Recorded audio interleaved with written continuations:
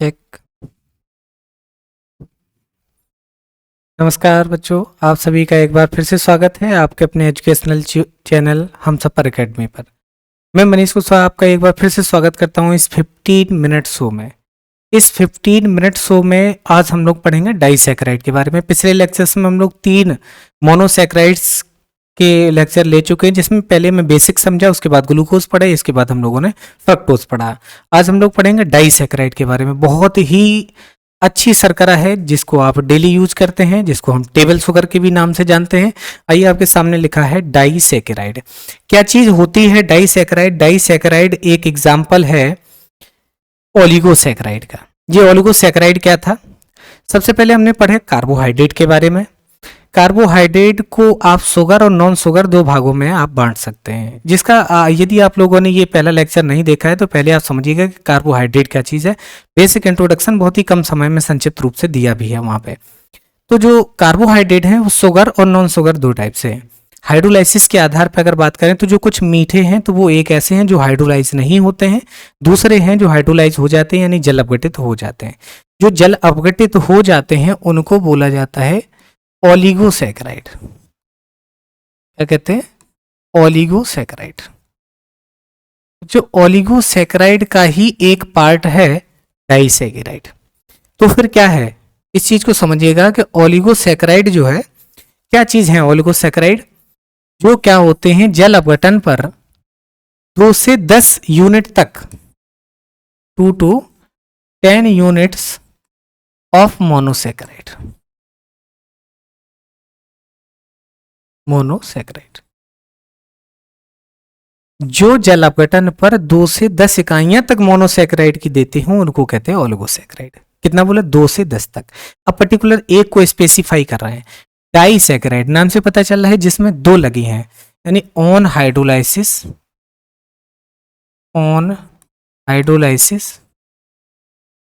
Gives 2 units of monosaccharide. ऐसी शर्कराएं जो जल अपघटन पर मोनोसैकेराइड की 2 इकाइयां दें तो उनको कहते हैं डाइसैकेराइड, और यही हमें आज पढ़ना है। अच्छा, मोनोसैकेराइड की 2 इकाइयां देंगे तो क्या दोनों अलग होंगे? अगर 2 देती हैं इसका मतलब दोनों मिलके ही तो एक बनाए होंगे। तो 2 मोनोसैकेराइड जब आपस में जुड़ी होंगी तो उसका नाम डाइसैकेराइड। जब उनको जल अपघटित कर दिया, जब उनको घोल दिया तो वो 2 मोनोसैकेराइड में टूट गई, तो इसका मतलब 2 मोनोसैकेराइड आपस में जुड़ी होंगी। पहला प्रश्न यहां से महत्वपूर्ण प्रश्न बनता है कि अगर डाइसैकेराइड को अगर आप जल अपघटित करते हैं तो मोनोसैकेराइड की 2 इकाइयां मिलती हैं, तो 2 इकाइयां डाइसैकेराइड में जो जुड़ी हुई थी तो वो मोनोसैकेराइड किस से जुड़ी हुई थी? सर, ये ग्लाइकोसिडिक लिंकेज होती है इनके अंदर। किस लिंकेज से जुड़े होते हैं सर? पहला महत्वपूर्ण क्वेश्चन बन गया आप लोगों के लिए। ये लीजिए भैया, इस पे लगा दिया हमने 3 स्टार। महत्वपूर्ण है कि मोनोसैकेराइड की 2 इकाइयों से मिलके बना है डाइसैकेराइड, क्योंकि जब जिसको जल अपघटित किया तो 2 मोनोसैकेराइड बन गए। अब सर, जो 2 मोनोसैकेराइड जुड़ी हुई थी वो जुड़ी किससे थी? ग्लाइकोसिडिक लिंकेज से जुड़ी हुई थी। किससे? ग्लाइकोसिडिक लिंकेज से। इसलिए जो कंपाउंड बनते हैं उनको क्या कहते हैं? ग्लाइकोसाइड। क्या कहते हैं? ग्लाइकोसाइड। ग्लाइकोसिडिक लिंकेज से जुड़े हैं, क्या है सर? ग्लाइकोसाइड है। जल अपघटन पर 2 इकाइयां देते हैं, क्या है? Disaccharide.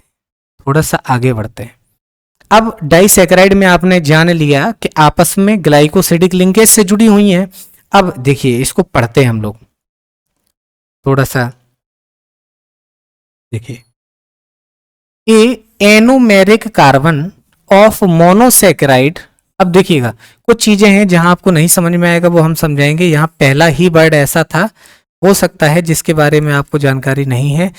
The anomeric carbon of monosaccharide can react with the hydroxyl group of alcohol to give acetal is called glycoside.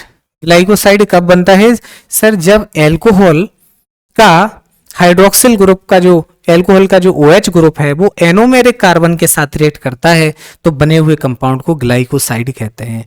If the single OH group is present part of another sugar is called glycosidic is disaccharide. Disaccharide के अंदर glycosidic linkage से जुड़ा हुआ है। पहला यही शब्द आ गया कि एनोमेरिक कार्बन। सर ये एनोमेरिक कार्बन क्या है, इस चीज को समझने का थोड़ा सा प्रयास करो। जैसे एक एग्जाम्पल आपके सामने हम बना रहे हैं, ये लीजिएगा, ग्लूकोज की साइक्लिक स्ट्रक्चर बनाते हैं, ठीक है। ये आपका CH2OH हो गया, यहाँ पे आपका H है। अगर ये अल्फा डी ग्लूकोज है तो हमने आपको ट्रिक बनाई थी, अल्फा डी में आपको याद रखना है सर AB। ये AB क्या था, जो OH की रिलेटिव पोजीशन है, 4 बार जो OH लगे वो आपको कहाँ लगाना है, एबव लगाना है। दूसरे में B का मतलब बिलो लगाना है, फिर एबव लगाना है, फिर उसके बाद बिलो लगाना है। बचे हुए पे सर क्या लगा दो, HH लगा दो। ये बन गई। अब देखिएगा, अब दूसरा मान लीजिए हम यहाँ पे बीटा बनाते हैं। ये आपका क्या है, जल्दी से देखिएगा फटाफट। यहाँ पे बीटा डी ग्लूकोज बना रहे हैं। अल्फा था, अब बीटा बना दिया। बीटा वाले में आपको बताया था कि यहाँ पे AB आपको याद रखनी है, यहाँ पे BB AB याद रखनी है। क्या याद रखनी, BB AB, ठीक है। एक बार देख लीजिएगा, अल्फा और बीटा में, बीटा वाले में, सॉरी गलत कह गए बच्चों, एक बार फिर देखो, बीटा वाले में BBAB बनाना है। एक बार हम क्रॉस चेक कर लेते हैं, क्या BBAB ये जो ग्रुप बना हुआ है वो सही है या नहीं। अल्फा वाले में हाँ ठीक है, BBAB है, यानी कि इसमें भी नीचे होगा, गलती हो गई थोड़ी सी, देखो H है नीचे, ये लीजिएगा। कैसे याद रखें, अल्फा वाले में A का मतलब B पहले है और बीटा वाले में AB है, और ये गलती से निकल गया था, ठीक है। ट्रिक है याद करने की, AB। अच्छा, एबव बिलो, एबव बिलो, ठीक है। ये CH2OH, H। एक बार चेक कर लीजिएगा, BBAB, below below above below, ठीक है sir. AB above below above below. अच्छा, क्या सर, क्या चीज चेक क्या करनी है, क्या आपको सीखना है। शब्द लिखा था एनोमेरिक कार्बन। किसी भी कंपाउंड की क्या बनी है, साइक्लिक स्ट्रक्चर। ये क्या बनी है, साइक्लिक स्ट्रक्चर। इस पे दिख नहीं रहा, चलो ब्लैक देखो, साइक्लिक स्ट्रक्चर बनी हुई है। यहां देखिएगा, ये इसका पहला कार्बन, यहां देखिएगा ये वाला। इस पूरी स्ट्रक्चर में ये वाला OH जो है नीचे है सर, ये वाला OH ऊपर है, बाकी का OH सेम है। ये वाला ऊपर है, ये वाला नीचे है, सब कुछ सेम है। जब दो साइक्लिक स्ट्रक्चर्स बने हों, दोनों साइक्लिक स्ट्रक्चर में हाइड्रोक्सिल ग्रुप की रिलेटिव पोजीशन चेंज है, क्या है सर, एनोमर है। और उसमें भी क्या है, साइक्लिक स्ट्रक्चर में यहां जो कार्बन बना हुआ है सर, वो क्या है, कायरल कार्बन है। यहाँ ग्रुप दूसरा है, यहाँ ग्रुप दूसरा है, यहाँ अलग है, यहाँ अलग है। यानी ये जो कायरल सेंटर बना हुआ है, इस साइक्लिक स्ट्रक्चर में कायरल, किसी एक कायरल सेंटर के रेस्पेक्ट में OH की कॉन्फ़िगरेशन या कॉन्फ़िगरेशन ही चेंज हो, एक एबव है एक बिलो है, कुछ भी बनाओगे तो दोनों में क्या है, रिलेटिव पोजीशंस अलग अलग हैं, एक ऊपर है एक नीचे है। समझ आ गया, तो इन्हीं को क्या बोलोगे, एनोमर। तो ये क्या है, अल्फा डी और बीटा डी क्या है, एनोमर है। समझ आ गई बात, ये क्या है, दोनों आपस में एनोमर हैं। तो इन्होंने यही बोला कि कोई भी एनोमेरिक कार्बन, अभी एनोमेरिक कार्बन कौन सा देखा था इसमें, C1 जो उसमें बना था, उसका क्या हो, किसी भी मोनोसैकेराइड का एनोमेरिक कार्बन रिएक्ट कर जाए किसके साथ, with the hydroxyl group of alcohol, और क्या दे सर, एसिटल बनाए।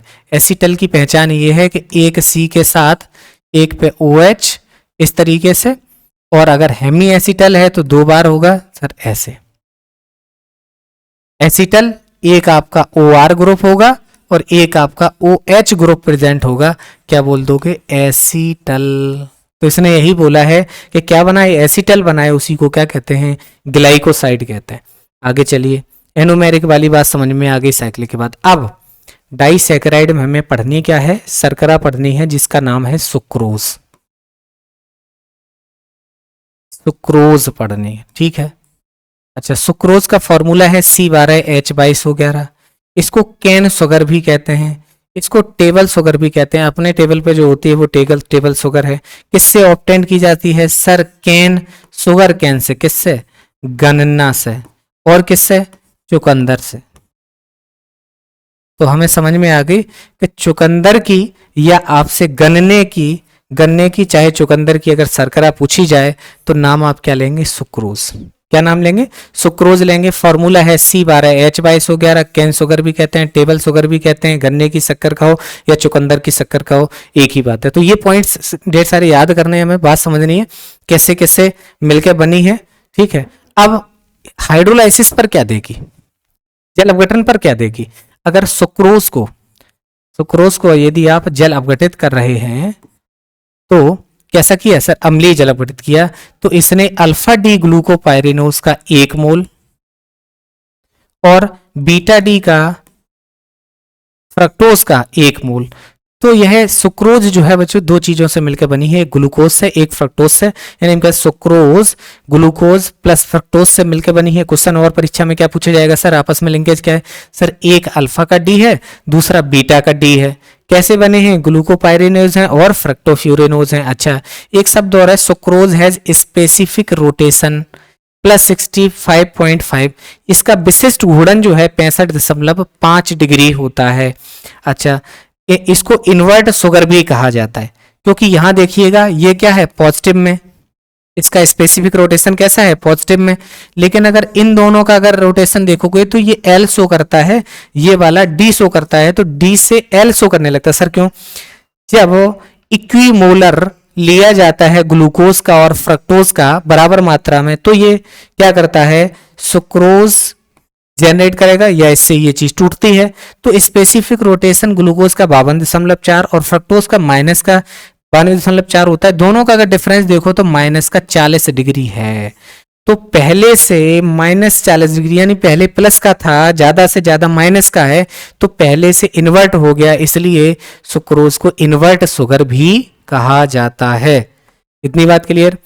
इसके बाद जब ये टूटता है, अभी जैसे अपघटन बताया कि टूटता है, तो ये कैसे टूटता है? The enzyme that catalyse hydrolysis of sucrose, जो सुक्रोज के जल अपघटन के लिए कैटालाइज करता है, उत्प्रेरित करता है, उस उत्प्रेरक का, जैविक उत्प्रेरक का यानी कैटलिस्ट का नाम क्या है? इनवर्टेज। क्या है? इनवर्टेज। क्या सुक्रोज जो है क्या एक रिड्यूसिंग शुगर है? नहीं सर, नॉन रिड्यूसिंग शुगर है। ना तो वो फेलिंग विलयन को अपचेत करती है, ना ही टॉलिन को करती है, दोनों ही बातें नहीं करती है। और उसके अलावा बहुत ही महत्वपूर्ण कि ये ना तो ओसाजोन का निर्माण करती है और ना ही ऑक्साइम बनाती है। जितनी भी डाइसैकेराइड्स हैं सभी रिड्यूसिंग हैं एक को छोड़ के, सुक्रोज। और यही एग्जाम में क्वेश्चन पूछा जाता है, which one is not a reducing sugar?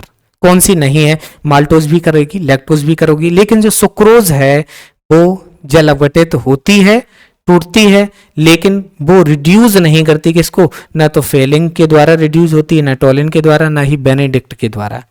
इसके अलावा अगला महत्वपूर्ण पॉइंट है, इट डज नॉट शो,